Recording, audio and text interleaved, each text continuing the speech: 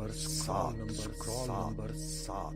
मैं दुनिया पर हंसूंगा। इंसान के अलावा और कोई जिंदा प्राणी हंस नहीं सकता।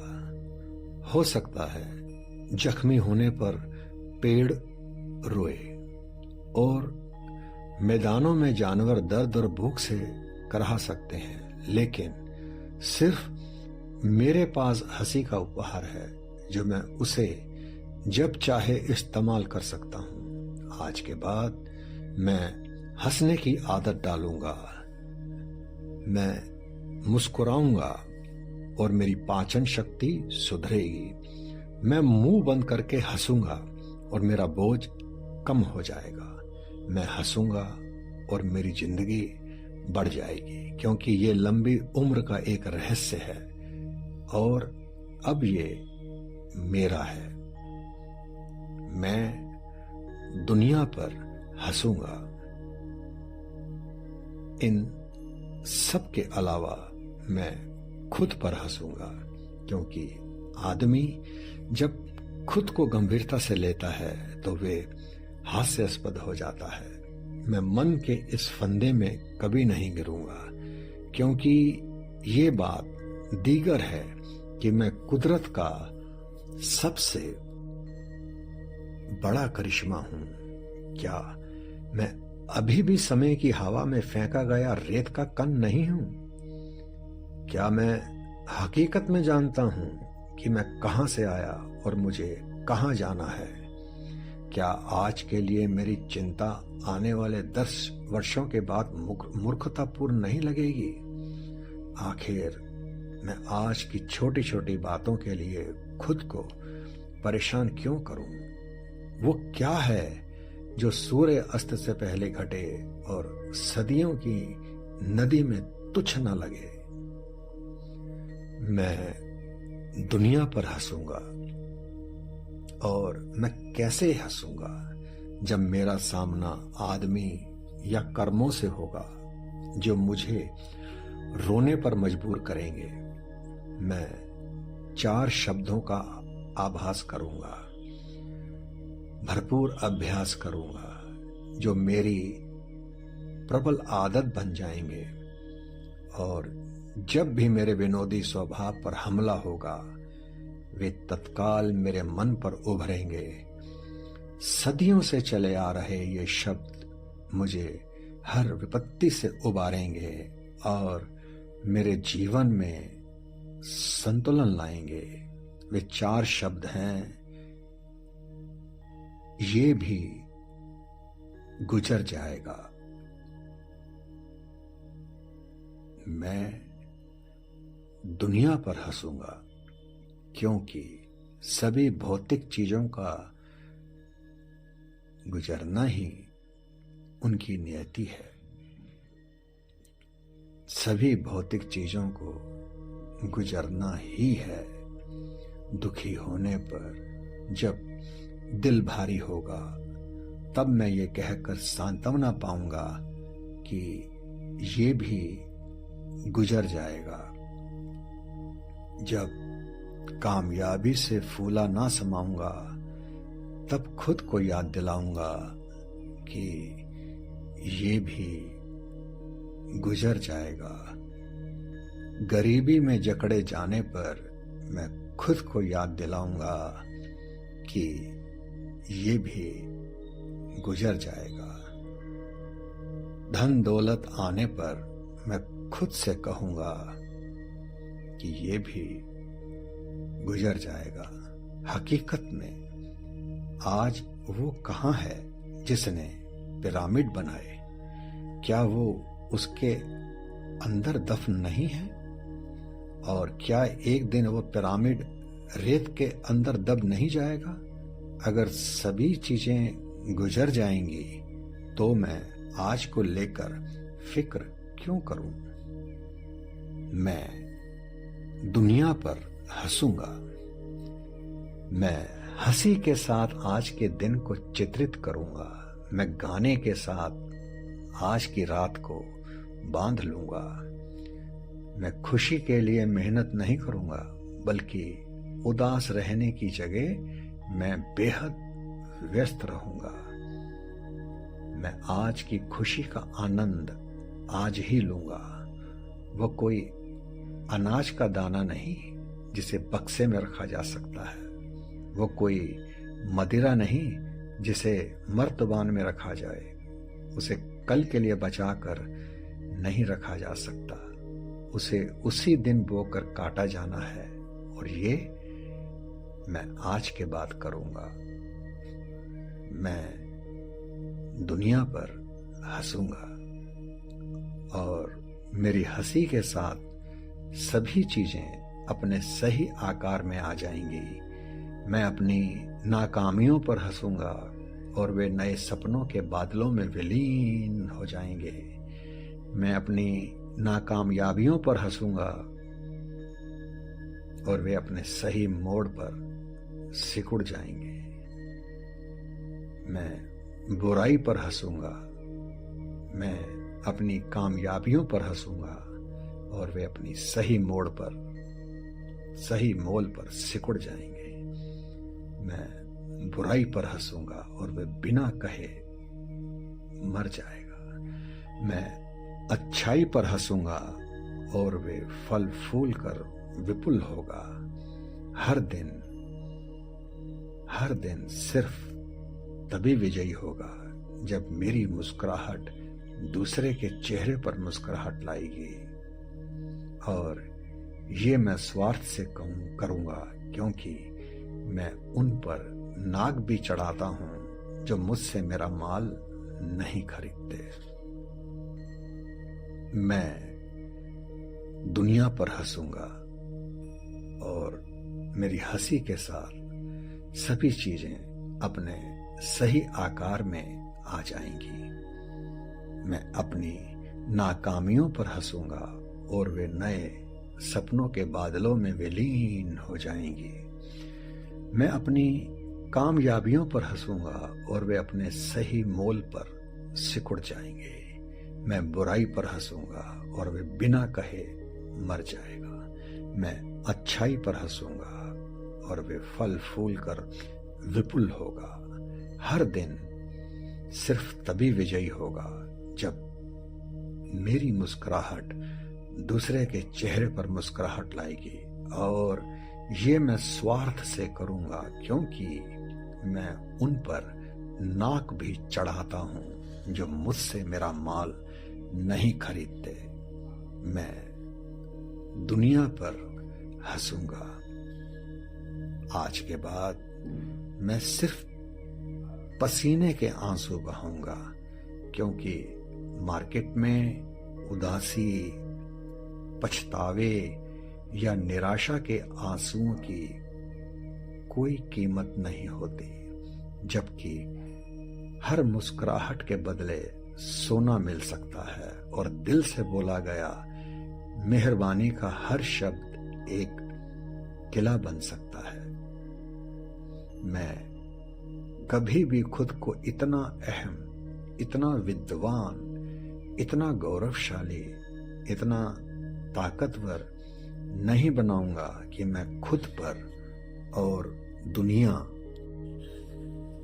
पर हंसना भूल जाऊं। इस मामले में मैं हमेशा एक बच्चे की तरह रहूंगा, क्योंकि सिर्फ एक बच्चे के नाते ही मुझ में दूसरे का आदर करने की योग्यता है। और जब तक मैं दूसरे का आदर करूंगा, मैं अपनी चादर के बाहर पैर नहीं फैलाऊंगा।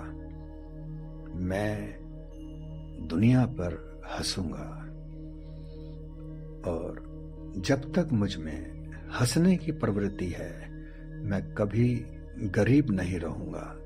ये प्रकृति की महान देन है और मैं इसे जाया नहीं करूंगा। केवल हंसी और खुशी के साथ ही मैं कामयाब हो सकता हूं।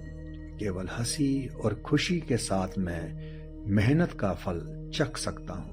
अगर ऐसा नहीं होता तो इससे अच्छी नाकामी होगी, क्योंकि खुशी वो मदिरा है जो भोजन का स्वाद बढ़ाती है।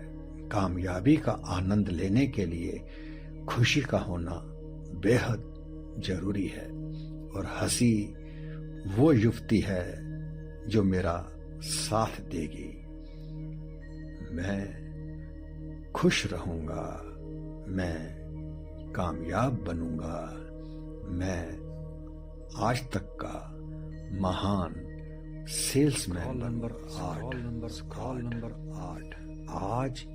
आज मैं अपने मूल्य को 100 गुना बढ़ाऊंगा। जब शहतूत के पत्ते पर प्रतिभाशाली आदमी का स्पर्श लगता है तो वे रेशम बन जाता है।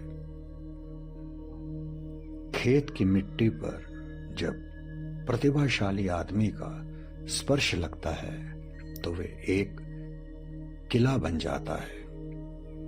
साइप्रस के पेड़ पर जब प्रतिभाशाली आदमी का स्पर्श लगता है तो वे एक पुण्य स्थल बन जाता है। भेड़ के बाल पर जब प्रतिभाशाली आदमी का स्पर्श लगता है तो वे सम्राट का परिधान बन जाता है। और ये पत्तियों, मिट्टी और लकड़ी और बाल के लिए अपनी कीमत को 100 गुना या हजारों गुना बढ़ाना मुमकिन है। तो क्या वही काम मैं नहीं कर सकता जो कि मिट्टी का बना है? आज मैं अपने मूल्य को 100 गुना बढ़ाऊंगा।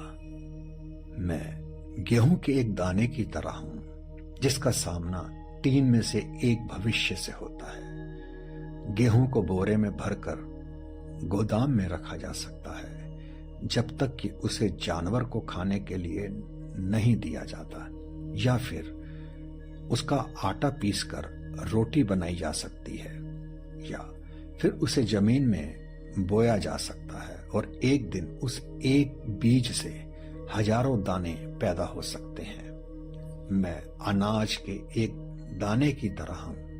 फर्क एक ही है, गेहूं का दाना ये फैसला नहीं ले सकता कि उसे किसी जानवर को दिया जाए, या पीसकर रोटी बनाई जाए, या बोकर कई गुना बनाया जाए। मैं चुनाव कर सकता हूं और मैं अपनी जिंदगी को किसी जानवर का खाना बनने की इजाजत नहीं दूंगा। ना ही मैं नाकामी और निराशा के पत्थर में उसे पिसने दूंगा ताकि बाकी लोग खा सकें। आज मैं अपना मूल्य 100 गुना बढ़ाऊंगा। बढ़कर कई गुना बढ़ने के लिए ये जरूरी है कि गेहूं के बीज को धरती के अंधेरे में बोया जाए और मेरी नाकामियां, मेरी निराशाएं, मेरी अज्ञानता और मेरी अयोग्यताएं वो अंधेरा है जिसमें पकने के लिए मुझे बोया गया है। गेहूं के बीज की तरह जो सिर्फ बारिश, सूरज और गर्म हवाओं में ही अंकुरित होकर खिल सकता है। मुझे भी अपने सपनों को साकार करने के लिए अपने शरीर का पालन पोषण करना होगा, लेकिन फल फूल कर पूरा बड़ा होने के लिए गेहूं को मौसम के भरोसे रहना होगा। मुझे इंतजार करने की कोई जरूरत ना होगी क्योंकि मेरे पास अपनी नियति खुद तय करने की ताकत है। आज मैं अपना मूल्य कई गुना बढ़ाऊंगा। और मैं ये कैसे प्राप्त करूंगा? पहले मैं एक दिन, हफ्ते, महीने, साल और जिंदगी भर के लिए लक्ष्य तय करूंगा। ठीक उसी तरह जैसे बारिश के बाद गेहूं में अंकुर फूटता है, उसी तरह मेरी जिंदगी के एक निश्चित रूप धारण करने से पहले मेरे सामने उद्देश्य होने चाहिए। लक्ष्य तय करने में मैं अपने अतीत के बेहतरीन प्रदर्शन पर गौर करूंगा और उसे 100 गुना बढ़ाऊंगा। ये मेरा मानदंड होगा जिसके द्वारा मैं भविष्य में जीऊंगा। मैं इस बात की फिक्र कभी नहीं करूंगा कि मेरे लक्ष्य बहुत ऊंचे हैं, क्योंकि क्या ये बेहतर नहीं है कि मैं अपने भाले से चांद को निशाना बनाऊं और वे किसी चील को जा लगे, बजाय इसके कि अपना निशाना चील को बनाऊं और वे किसी पत्थर को लगे। आज मैं अपना मूल्य कई गुना बढ़ाऊंगा। अपने ऊंचे लक्ष्यों से मैं नहीं डरूंगा। अपने ऊंचे लक्ष्यों से मैं नहीं डरूंगा। हालांकि उन्हें पाने से पहले कई बार ठोकर खाकर गिरूंगा। गिरने के बाद मैं फिर से उठूंगा और मैं उसकी चिंता नहीं करूंगा, क्योंकि लक्ष्य पाने से पहले गिरना जरूरी है। सिर्फ एक कीड़ा ही है जिसे ठोकर खाकर गिरने की फिक्र नहीं होती। मैं कोई कीड़ा नहीं हूं। दूसरे भले ही अपनी मिट्टी से गुफा बना ले, अपनी मिट्टी से मैं एक किला बनाऊंगा। आज मैं अपना मूल्य 100 गुना बढ़ाऊंगा और ठीक उस तरह जैसे सूरज की गर्मी से तपकर गेहूं के बीच से अंकुर फूटता है, उसी तरह इन स्क्रॉल्स के शब्द मेरी जिंदगी में गर्माहट लाएंगे और मेरे सपनों को साकार करेंगे। मैं आज का कर्म फल से भी बेहतर करूंगा। मैं आज का कर्म कल से भी बेहतर करूंगा। मैं आज के पर्वत पर अपनी पूरी योग्यता के साथ चढ़ूंगा, लेकिन कल मैं आज से भी ज्यादा ऊंचा चढ़ूंगा। दूसरों से आगे निकलना जरूरी नहीं है, अपने खुद के कर्मों से आगे जाना जरूरी है। आज मैं अपना मूल्य 100 गुना बढ़ाऊंगा और जैसे गर्म हवा गेहूं को पकने में मदद करती है, वही हवा मेरी आवाज को दूसरों तक पहुंचाएगी, जो उन्हें सुनेंगे और मेरे अल्फाज मेरे लक्ष्य का ऐलान करेंगे। एक बार बोलने पर मैं अपने शब्द वापस नहीं लूंगा, वरना नाक कट जाएगी। मैं अपना पैगंबर खुद बनूंगा। भले ही लोग मेरे कहे पर हंसें, लेकिन वे मेरी योजना को सुनेंगे, वे मेरे सपनों को जानेंगे और इस तरह मेरे लिए बचने का कोई रास्ता ना बचेगा जब तक कि मैं अपना काम पूरा नहीं कर लेता। आज मैं अपना मूल्य 100 गुना बढ़ाऊंगा। मैं छोटे लक्ष्य पर निशाना साधने का अपराध नहीं करूंगा। मैं वो काम करूंगा जो असफल व्यक्ति नहीं करेगा। मेरी पहुंच मेरी पकड़ से हमेशा आगे रहेगी। मुझे बाजार में अपने प्रदर्शन से कभी भी आत्मसंतोष नहीं होगा। जैसे ही मैं लक्ष्य को पा लेता हूं, मैं अपने लक्ष्य को और ऊपर उठाऊंगा। मैं हमेशा आने वाले घंटे को बीते घंटे से बेहतर बनाने की कोशिश करूंगा। मैं हमेशा दुनिया के सामने अपने लक्ष्यों को ऐलान करूंगा, लेकिन मैं अपनी उपलब्धियों की घोषणा नहीं करूंगा। इसके बजाय दुनिया मेरी प्रशंसा करे और उसे ग्रहण करने के लिए मेरे अंदर विनम्रता हो। आज मैं अपना मूल्य 100 गुना बढ़ाऊंगा। गेहूं का एक दाना जब 100 गुना हो जाता है तो वे 100 डालियां बनाता है। इन्हें 100 से गुना कीजिए 10 बार और वे पृथ्वी के सभी शहरों का पेट भर सकते हैं। क्या मैं गेहूं के एक दाने से बड़ा नहीं हूं। आज मैं अपना मूल्य 100 गुना बढ़ाऊंगा और जब काम हो जाएगा मैं उसे फिर से करूंगा, दोबारा करूंगा। और जब स्क्रॉल्स के ये अल्फाज मेरे अंदर समा जाएंगे तब मेरी महानता को हैरत से देखा जाएगा। Scroll number 9। मेरे सपने बेकार हैं, मेरी योजनाएं धूल हैं, मेरे लक्ष्य असंभव हैं। इन सब की कोई कीमत नहीं जब तक मैं उन पर कर्म नहीं करता। अब मैं कर्म करूंगा। जिस टाल मटोल की वजह से मैं पीछे रह गया था उसकी वजह थी भय, और अब उन सभी निर्भय दिलों को देखकर मैंने इस रहस्यमय मन को पहचान लिया है।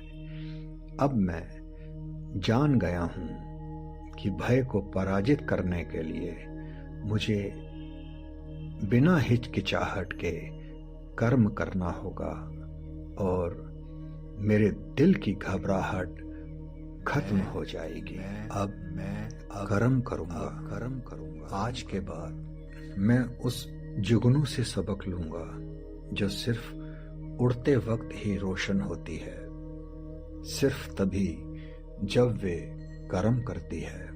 मैं जुगनू बनूंगा और दिन के समय भी सूरज की उपस्थिति के बावजूद लोग मेरी चमक को देखेंगे।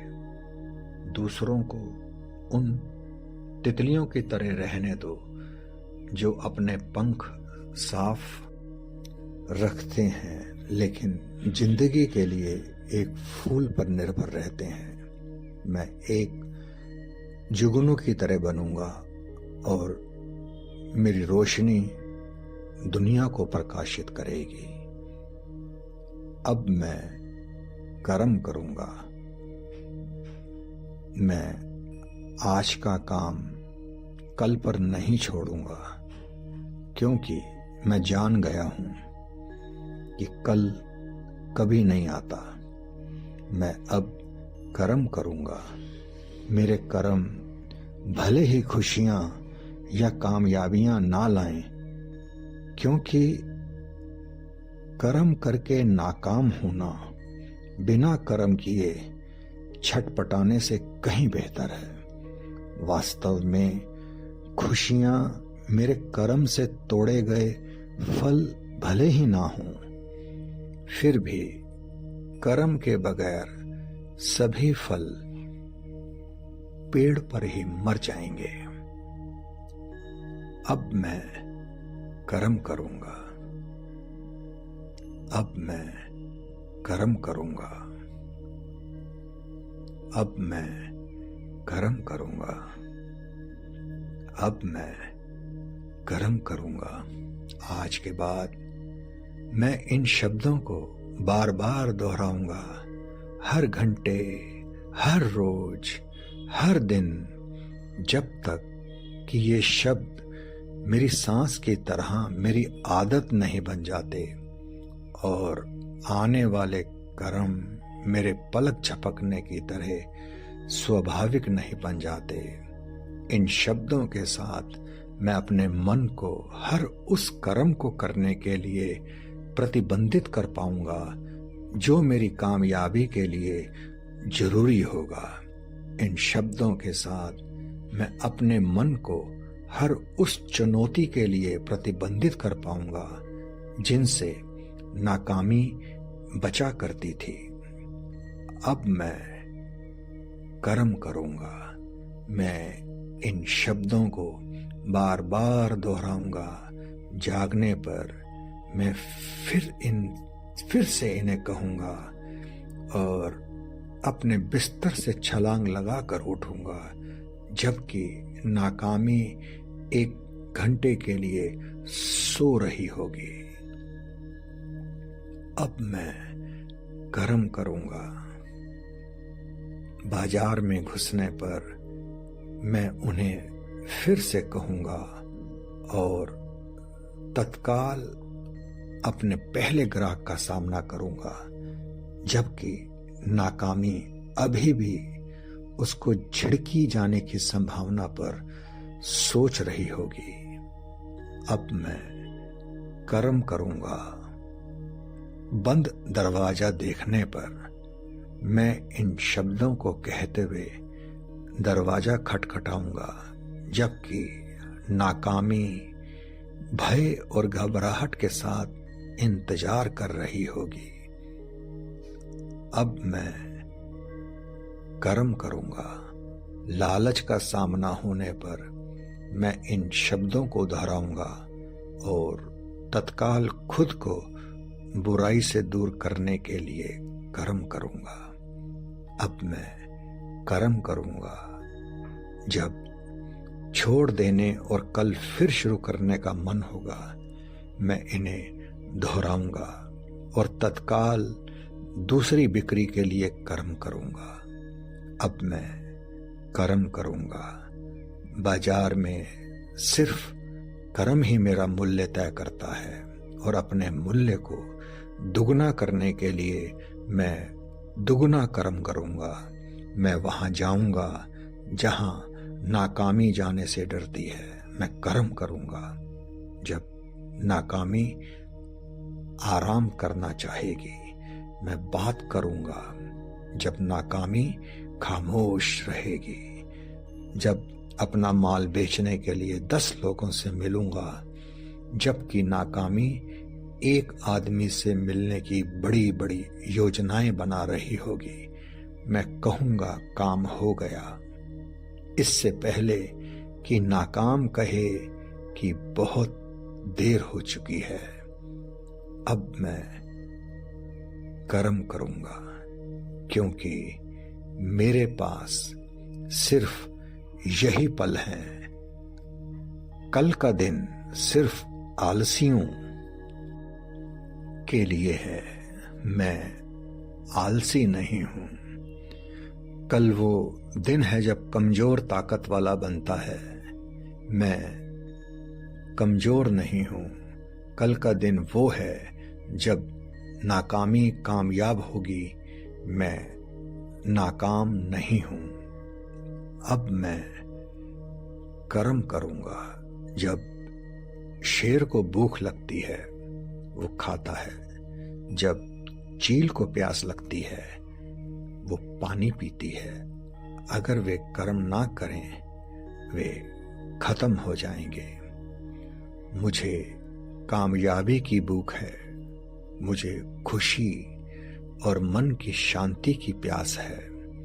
अगर मैं कर्म नहीं करता तो नाकामी, दुख और अनिद्रा की जिंदगी जीते खत्म हो जाऊंगा।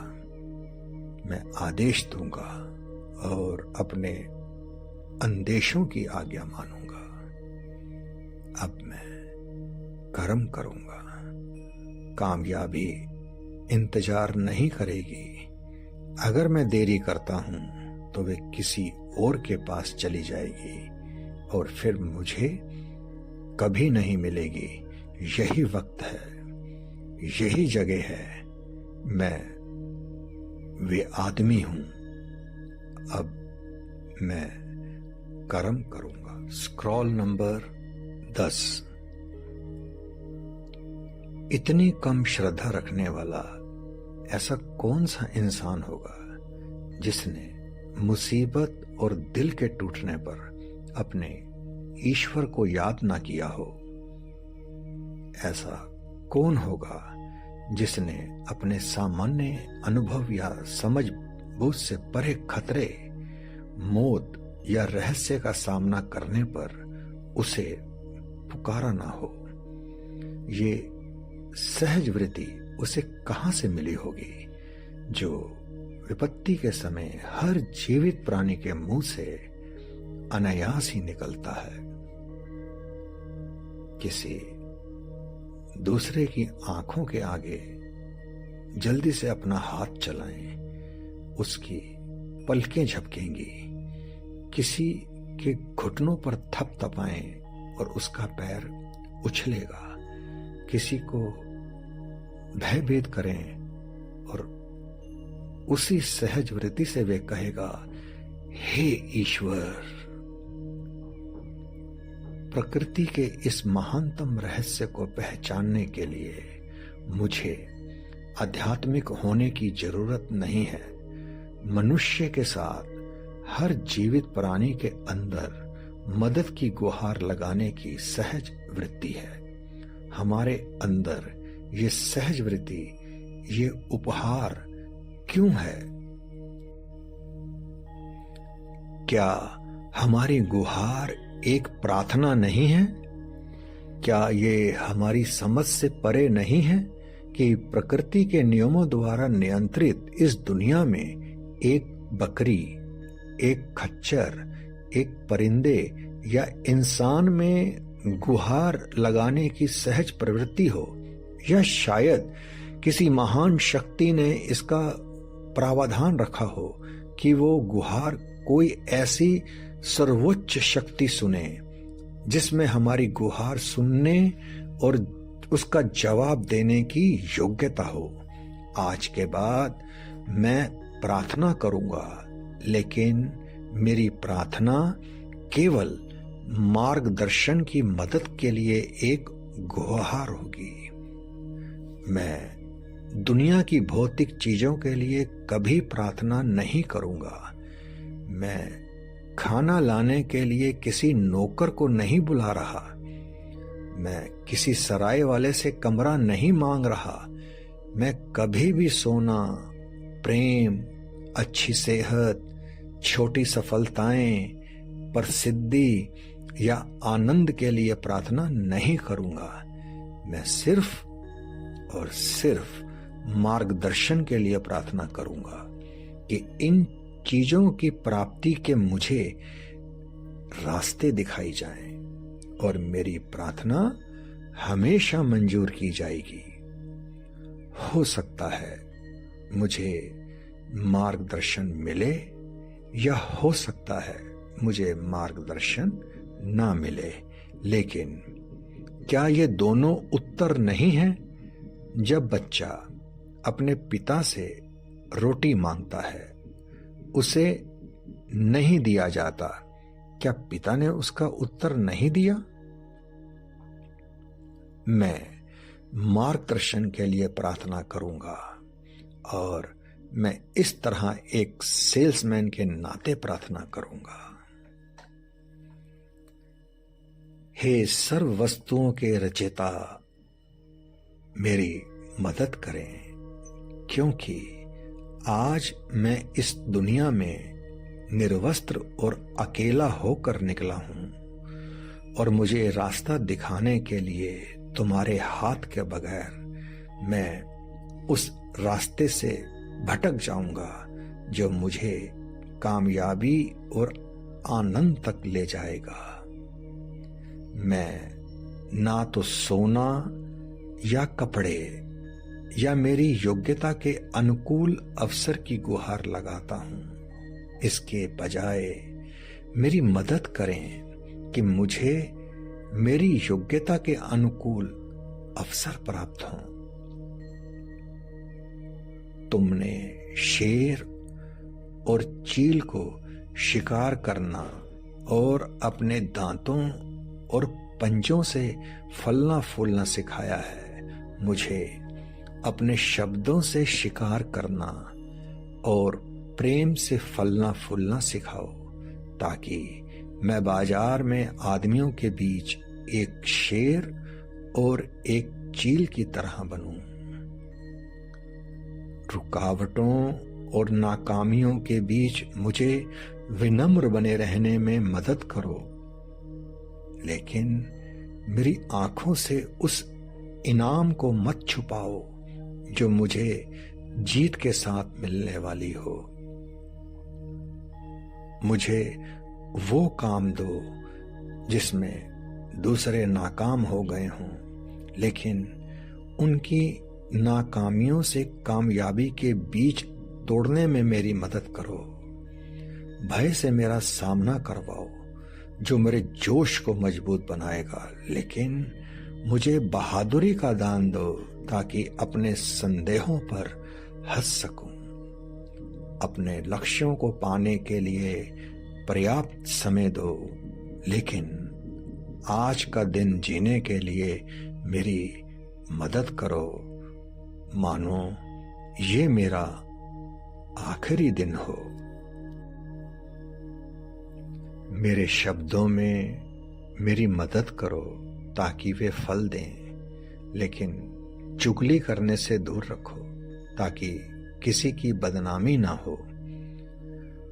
बार बार कोशिश करते रहने में मुझे अनुशासित करो, लेकिन औसत के नियमों का उपयोग करें, मुझे रास्ता दिखाओ।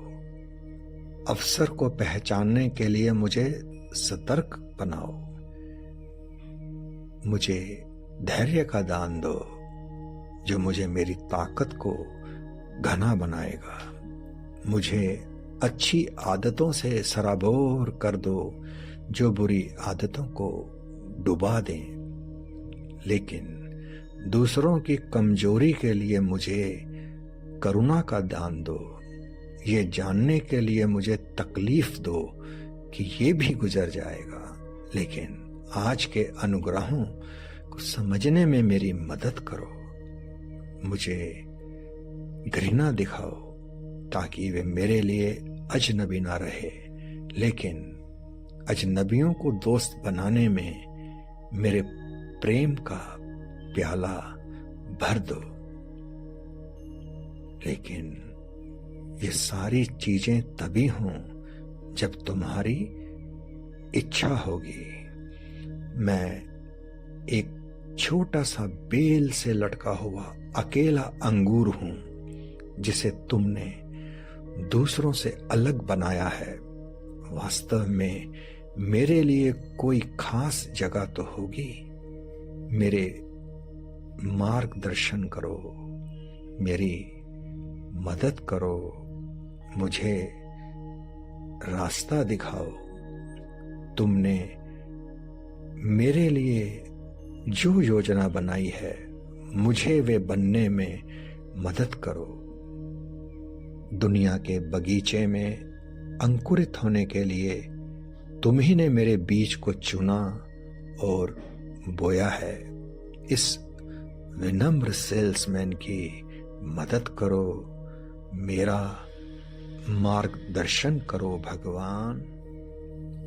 और इस तरह हाफिज अपने सूने महल में उस व्यक्ति का इंतजार करने लगे जो स्क्रॉल्स को प्राप्त करने वाला था। बूढ़े व्यक्ति का साथ देने के लिए केवल उनका वफादार मुनीम था। कई वर्ष बीत गए और धीरे धीरे बुढ़ापे की दुर्बलता की वजह से वे अपना समय अपने बागीचे में बैठकर काटते। उन्होंने इंतजार किया। अपनी भौतिक संपत्ति और व्यापार साम्राज्य का निपटारा करने के बाद 3 साल गुजर गए और फिर एक दिन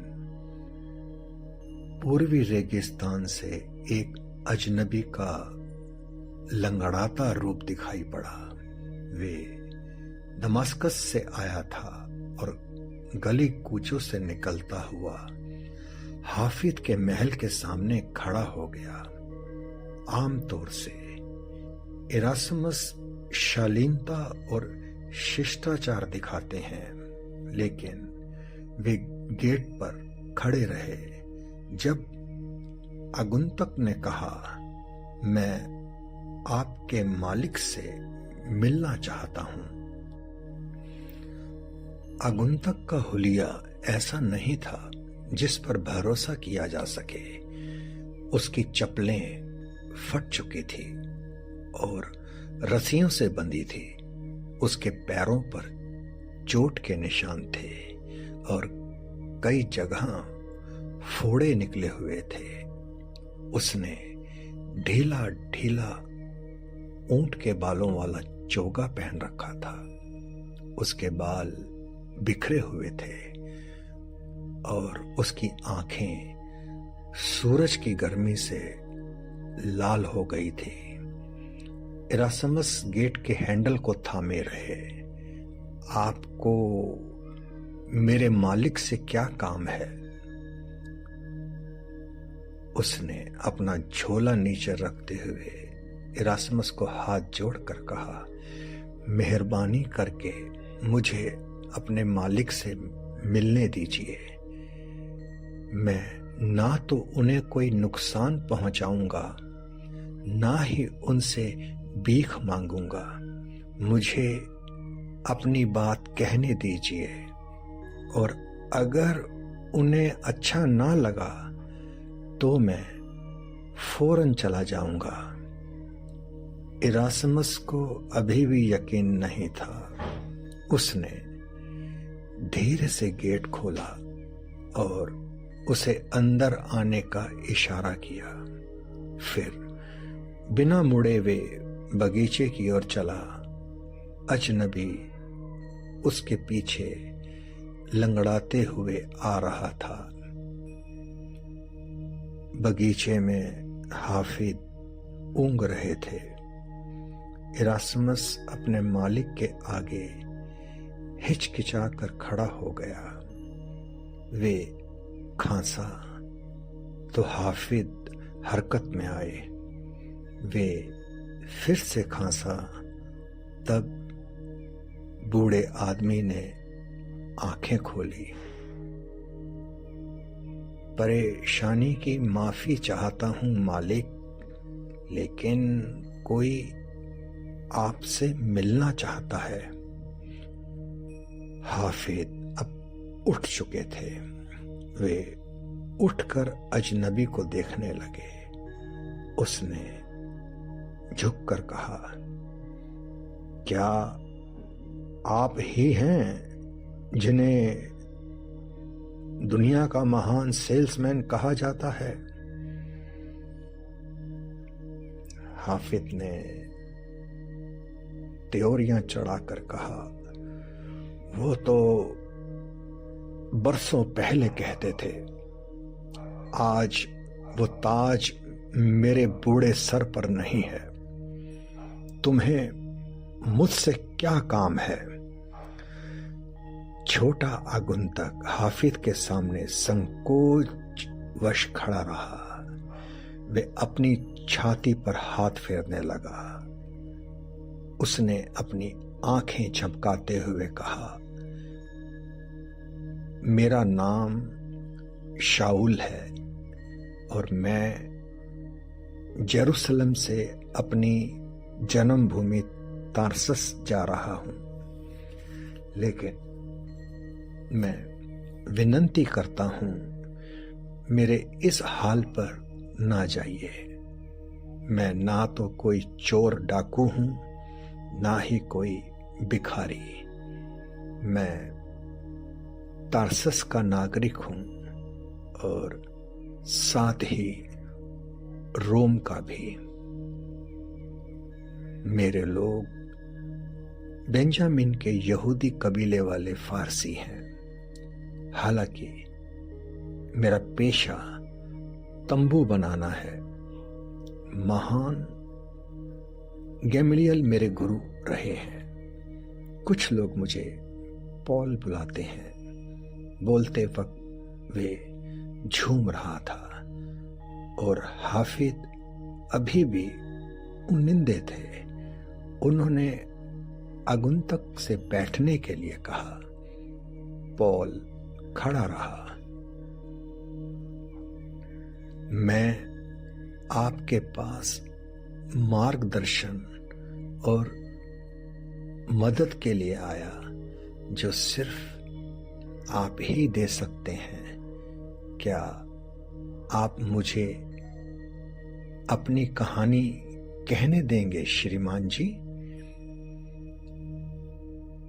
अजनबी के पीछे खड़ा इरासमस इनकार में जोर जोर से सर हिला रहा था, लेकिन हाफिज ने अनदेखा कर दिया।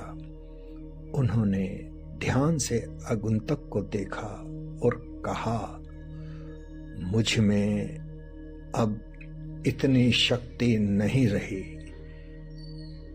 मेरे पास आकर बैठो ताकि तुम्हारी बात सुन सकूं। पॉल ने अपना झोला सरकाया और उनके पास नीचे बैठ गया।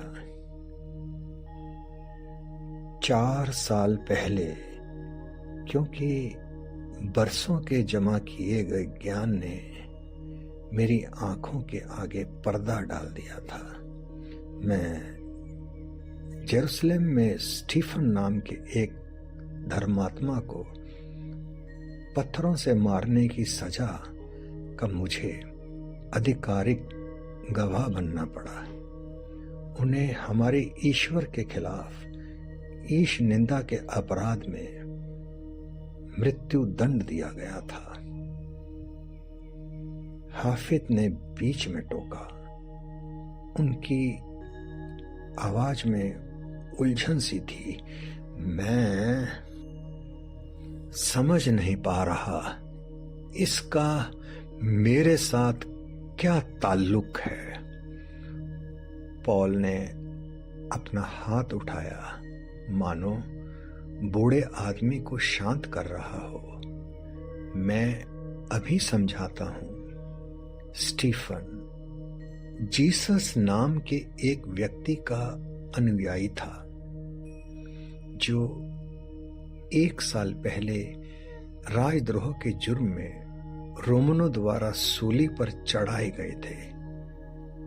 स्टीफन का अपराध उनका हठ था कि जीसस ही वो मसीहा थे जिनकी भविष्यवाणी यहूदी पैगंबरों ने की थी, और ये कि देवालय ने रोम के साथ मिलकर इस ईश्वर पुत्र की हत्या करने का षड्यंत्र रचा।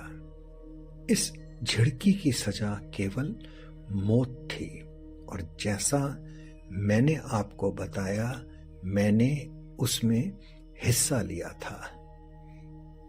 इसके अलावा मेरे कट्टरपन और जवानी के जोश की वजह से मुझे देवालय के मुख्य पुरोहित का पत्र दिया गया था और मुझे दमास्कस में आने का मिशन सौंपा गया था, ताकि दंड के लिए जीसस के हर अनुयायी को पकड़कर जेरूशलम ले जाऊं। जैसा मैंने कहा, ये 4 साल पहले की बात है।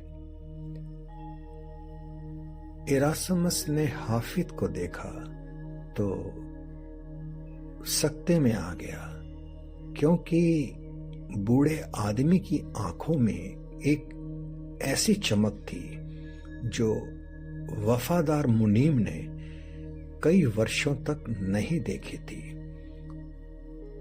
पॉल ने जब बोलना शुरू किया तो सिर्फ फव्वारे से निकले पानी के छींटों की आवाजें आ रही थी। जब मैं दमास्कस आ रहा था तो मेरे सर पर खून सवार था। अचानक आसमान में बिजली कड़की।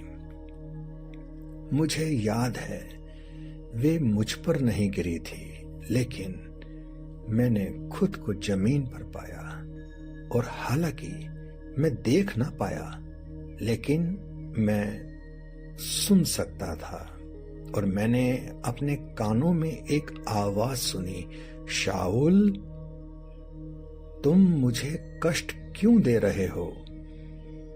और उस आवाज ने जवाब दिया, मैं जीसस हूं जिसे तुम कष्ट दे रहे हो, लेकिन उठो और शहर में जाओ और तुम्हें बताया जाएगा कि क्या करना है। मैं उठा और मेरे साथी मुझे दमस्कस ले आए, जहां मैं 3 दिनों तक तो कुछ खा सकता था, ना ही पी सकता था। मैं सूली पर चढ़ाए गए व्यक्ति के अनुयायी के घर पर रुका था। फिर अनानियास नाम का एक आदमी आया जिसने कहा कि उसे सपने में मुझसे मिलने के लिए कहा गया था। फिर उसने मेरी आंखों पर अपना हाथ रखा और मुझे फिर से दिखाई देने लगा। फिर मैंने खाया और पानी पिया, मेरी शक्ति लौट आई। हाफिज आगे की ओर झुके और उन्होंने पूछा, उसके बाद क्या हुआ? मुझे यहूदियों के देवालय में लाया गया।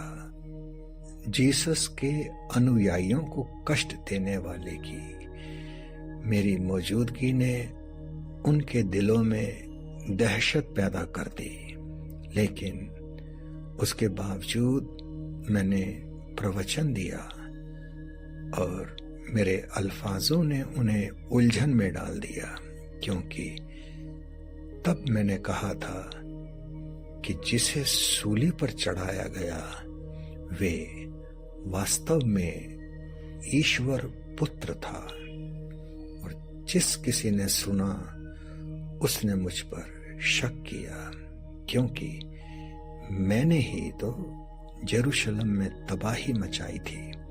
अपने हृदय परिवर्तन के बारे में मैं उन्हें यकीन न दिला सका और कई लोगों ने मेरी हत्या करने की योजना बनाई।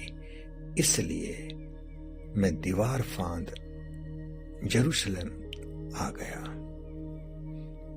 यरूशलेम में दमास्कस की घटनाएं दोहराई जाने लगी। जीसस का एक भी अनुयायी मेरे करीब नहीं आया। हालांकि मेरे प्रवचन के बारे में दमास्कस तक बात पहुंच गई थी, इसके बावजूद मैंने जीसस के नाम पर अपना प्रवचन जारी रखा, लेकिन कोई फायदा ना हुआ। जिस किसी ने सुना वे मेरा दुश्मन बन गया। लेकिन एक दिन जब मैं देवालय के आंगन में गया और कुर्बानी के कबूतरों और बकरियों को बिकते देखा, तो वे आवाज फिर से सुनाई दी। इस बार उस आवाज ने क्या कहा, इरास्मस ने पूछा। वे खुद को रोक ना पाया। हाफिज अपने पुराने दोस्त को देखकर मुस्कुराए और पॉल से अपनी बात जारी रखने का इशारा किया। आवाज ने कहा, तुम्हें संदेश मिले 4 साल हो चुके हैं, लेकिन तुमने बहुत कम लोगों को प्रकाश दिया है। ईश्वर के संदेश को भी लोगों को बेचा जाना चाहिए, वरना वे नहीं सुनेंगे। वे आसानी से समझ सकें, इसलिए क्या मैंने नीति कथाएं नहीं सुनाई? तुम सिरके की मदद से मक्खी नहीं पकड़ सकते। दमस्कस जाओ और उसे ढूंढो जिसे दुनिया का महान सेल्समैन कहा जाता है। अगर तुम मेरी वाणी को दुनिया में फैलाना चाहते हो तो वे तुम्हें रास्ता दिखाएगा। हाफिज ने फौरन एरास्मस की ओर देखा और बूढ़े मुनीम ने अनकहे प्रश्न को भांप लिया। क्या ये वही था जिसके लिए उन्होंने इतना लंबा अरसा इंतजार किया? महान सेल्समैन आगे झुके और अपना हाथ पॉल के कंधों पर रखा। मुझे इस जीसस के बारे में बताओ। पॉल की आवाज में एक नई शक्ति और तेजी आ गई थी। उसने जीसस की जिंदगी के बारे में बताया। दोनों सुन रहे थे। उसने मसीहा के लिए यहूदियों के लंबे इंतजार के बारे में बताया, जो आकर उन सबको एक करेगा और एक शांति का राज्य स्थापित करेगा। उसने जॉन द बैप्टिस्ट और इतिहास के मंच पर जीसस नाम के व्यक्ति के आने के बारे में कहा। उसने इस व्यक्ति द्वारा किए गए चमत्कारों के बारे में कहा, लोगों को दिए गए प्रवचनों, मरे हुओं को जीवित करने, मुद्रा परिवर्तन करने वालों पर उनका बर्ताव और सूली पर चढ़ाए जाने, दफनाने और फिर से जीवित होने की बातें कही। आखिरकार मानो वे अपनी कहानी को असरदार बनाने के लिए कर रहा हो। पौल ने उसकी बगल में रखे बोरी से लाल कपड़ा निकाला और उसे हाफिज की गोद में रख दिया। महाराज, आपके हाथ में वो संसारिक वस्तु है जिसे जीसस अपने पीछे छोड़ गए हैं। उनके पास जो कुछ था वे उन्होंने दुनिया को दिया, यहाँ तक कि अपनी जान भी, और उनकी सूली के नीचे रोमन सैनिक इस चोगे के लिए लड़ रहे थे। जब मैं यरूशलेम में था तो बहुत कोशिश करने पर ये मेरे हाथ लग गया। हाफिज का चेहरा फीका पड़ गया। खून से सने उस चोगे को छूते वक्त उनके हाथ कांप रहे थे। हाफिज की ये हालत देखकर इरास्तुस सकते में आ गया और उनके करीब आया। हाफिज चोगे को उलट कर देखते रहे। उन्होंने उसके अंदर एक सितारे को सिला हुआ पाया, तोले का निशान, जिसके शिल्पियों ने उसे सिला था और जिसे पेथरोस ने बेचा था। सितारे के पास ही एक चकोर खाने के अंदर गोल दायरा था, पेथरोस का निशान। पौल और इरास्मस ने देखा कि बूढ़े आदमी ने चोगे को अपने गालों से लगा लिया है। हाफिज ने सर हिलाया। असंभव! तोला के हजारों चोगे बनाए होंगे और पेथरोस ने उन्हें बेचे होंगे।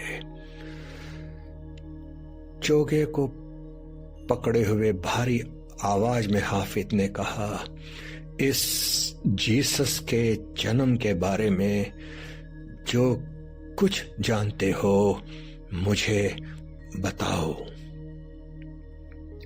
पौल ने कहा, इस दुनिया को छोड़ते समय उनके पास कुछ नहीं था। वे आए तब भी कुछ नहीं था।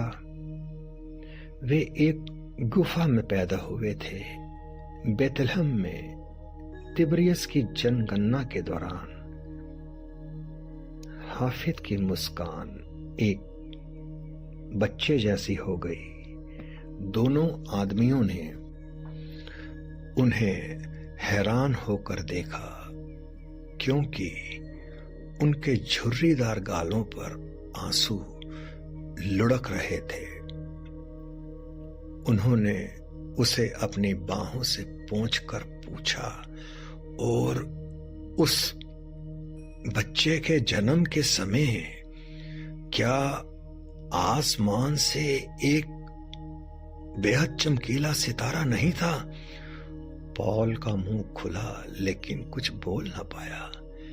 ना ही बोलने की जरूरत थी। हाफिज ने बढ़कर पौल को गले से लगाया और इस बार दोनों आदमियों के आंसू एक दूसरे में गुंथ गए थे। आखिरकार बूढ़ा आदमी उठा और इरास्मस को देखकर कहा, वफादार दोस्त, बुर्ज पर जाओ और बक्सा लेकर आओ। आखिरकार हमें हमारा सेल्समैन मिल गया है।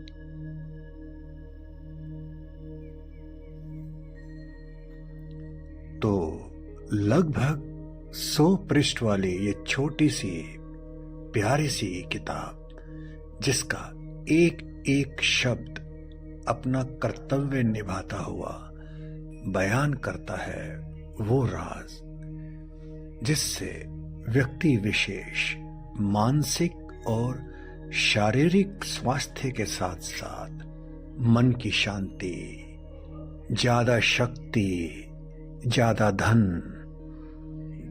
और ज्यादा खुशियों को अपने जीवन में हासिल कर पाने में कामयाब हो सकता है। बिल्कुल कहानी के हीरो हाफिज की तरह। शुभम अस्तु।